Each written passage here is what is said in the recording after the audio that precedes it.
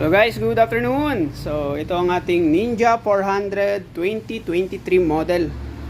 So latest winglet mirror installed. O ayan o, ito yung bagong design ng winglet mirror guys. Okay.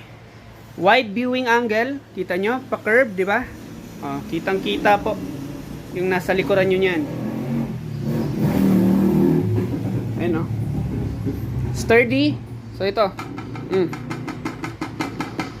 Napakatibay po ng quality. So maganda, maporma, aggressive tingnan. Pwede sa Ninja 650, Ninja 400, ZX25R, ZX4RR, ZX6R. Pwede po sa inyo yan. Okay?